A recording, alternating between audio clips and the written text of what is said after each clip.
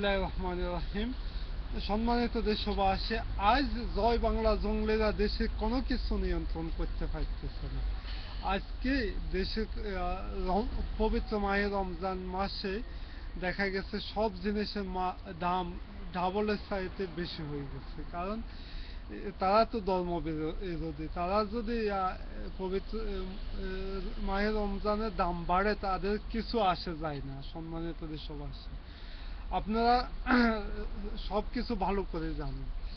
আর আজকে অবৈধ জয় বাংলা জঙ্গলি র্যাবের প্রধান এবং গোয়েন্দা বিভাগের মনের গোয়েন্দা, এরা এখন উঠে পড়ে লেগেছে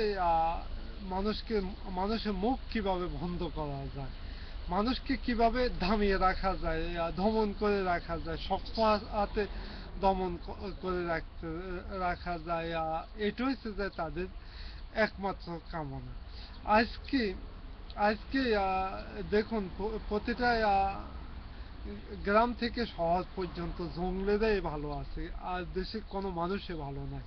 সবাই সবাই টানাটানি অনেক কষ্টে জীবনযাপন করতেছে। এমনকি কষ্টের কারণে মানুষ সমুদ্রে পর্যন্ত ঝাঁপ দিতেছে, দেশ থেকে দেশান্তর হতে যাচ্ছে।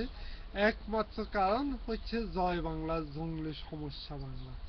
সম্মানিত দেশবাসী, লিবিয়াতে যেমন গাদ্দাফি এরকম শক্ত হাতে দেশের জনগণকে দমন করে রেখেছিল, কিন্তু গাদ্দাফির জনসমর্থন প্রায় 50% কাছাকাছি ছিল। শেষ পর্যন্ত গাদ্দাফি পর্যন্ত টিকে থাকতে পারেনি, কুকুরের মতো টেনে তাকে হত্যা করেছে।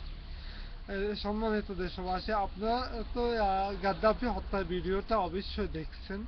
তারপরে এখন জয় বাংলা জঙ্গলি মাত্র 4% সন্ত্রাস দিয়ে কতদিন বাংলাদেশে মানুষের মুখ বন্ধ করবে। আজকে যেভাবে মানুষকে হয়রানি করতেছে, হত্যা করতেছে, হামলা করতেছে, বন্দুক যুদ্ধ নামক নাটক করে মারতেছে, অতি শীঘ্রই আমার মতে দেশে গৃহযুদ্ধ সৃষ্টি হয়ে যাবে। কিন্তু জঙ্গলেরা তখন ফালাইবার জায়গা পাবে না। আমরা দেশ নেত্রী বেগম খালেদা জিয়ার নেতৃত্বে দেশে গণতন্ত্রকে আবার পুনরুদ্ধার করব। দেশের জনগণ এখন একদিকে দেশের জনতা, একদিকে জয় বাংলা জঙ্গলি। এই হচ্ছে যা বাংলাদেশের বর্তমান টাইম। দেশকে বাঁচাবো আমরা, জাতিকে বাঁচাবো। খোদা হাফেজ। বাংলাদেশ জাতীয়তাবাদী জিন্দাবাদ।